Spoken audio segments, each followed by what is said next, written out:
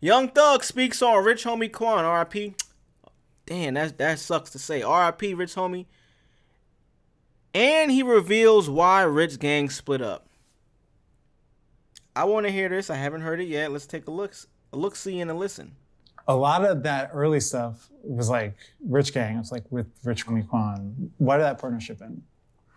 I think we just grew and became our own bosses and men, and then we didn't want to keep doing like the Rich Gang albums. We were getting bigger, so it's like I want to like do my own shit. I want to You wanted to do your own thing. I think he did. I was okay with it, but because I feel like I love music, but I don't care about song. I'll have a #1 hit record song, and I'll put you on it. I don't care.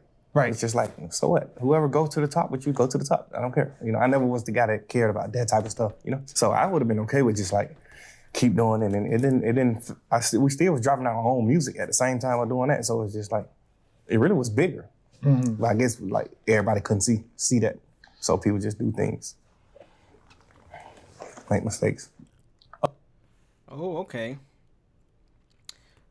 Oh, let me get my thoughts together on this. I thought he was gonna actually like talk about the passing and stuff, and I don't really want to get too much into that because I don't want to somber out the stream or this video. I figured that out about Rich Gang back then. Respectfully, they dealing with Birdman. Birdman is Rich Gang. It's Rich Homie is Thug. They dropped a phenomenal goddamn mixtape.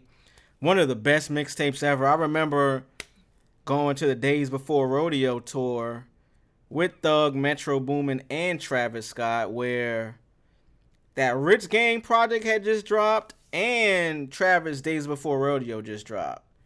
So, Travis Scott Days Before Rodeo. I believe this was like 2014, 15. Yeah, 2014, August 18th. And then the Rich Gang mixtape. It had to be around the same time.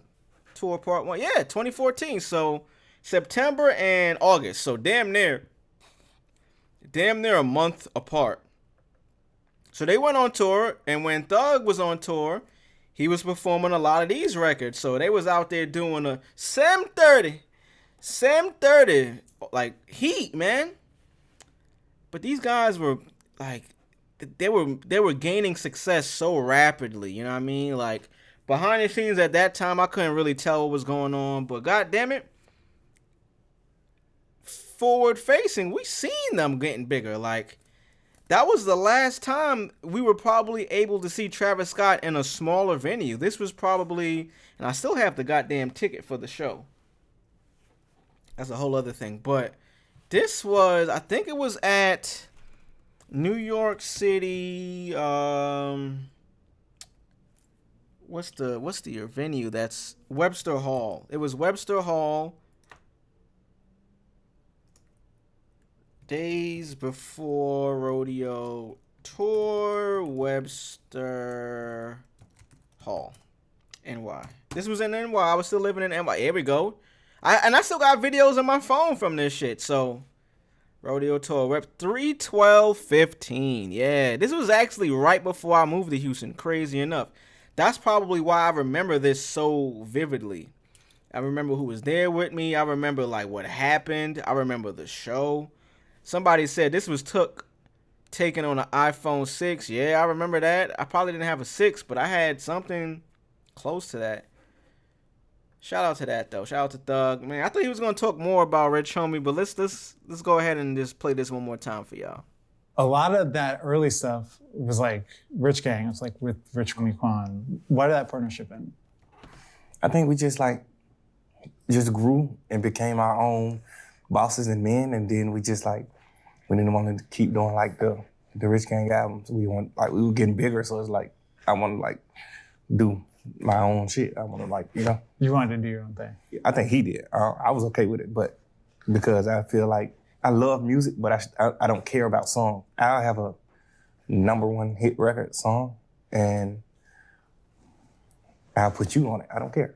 Right. It's just like, so what? Whoever goes to the top with you, go to the top. I don't care. You know, I never was the guy that cared about that type of stuff, you know? So I would have been okay with just like, keep doing it. And we still was dropping our own music at the same time of doing that. So it's just like, it really was bigger. But I guess like everybody couldn't see that. So people just do things. I know exactly what he's saying here because I've been through this. It's a pretty shitty feeling to, in your head, understand, but I also understand the other side being Rich Homie Quan. It sounds like basically he's saying, yo, we started this Rich Gang shit with Birdman. We were both maybe on the come up or already buzzing, popping.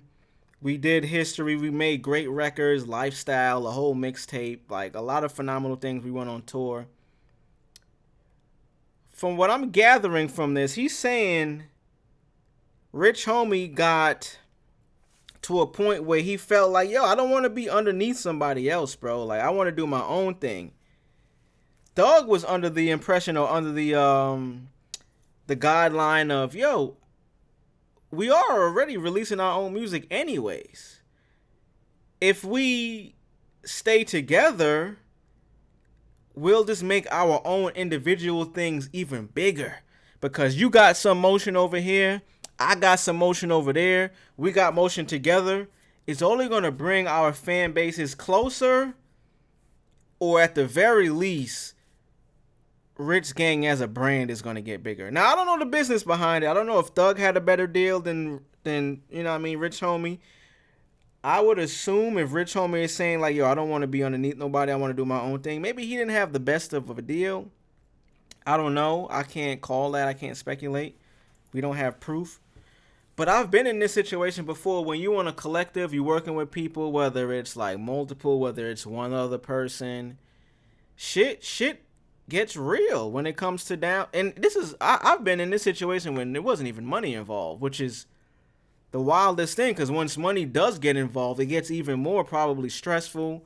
You got more people in your corner, in your ear. You might have like a wife, a business manager, a manager. Like, you might have a lot of people in your ear directing you or leading you to do one thing. Deep down, you may want to do another thing, but your decision may end up being based off of a split decision. Like, you know what I'm saying? Like,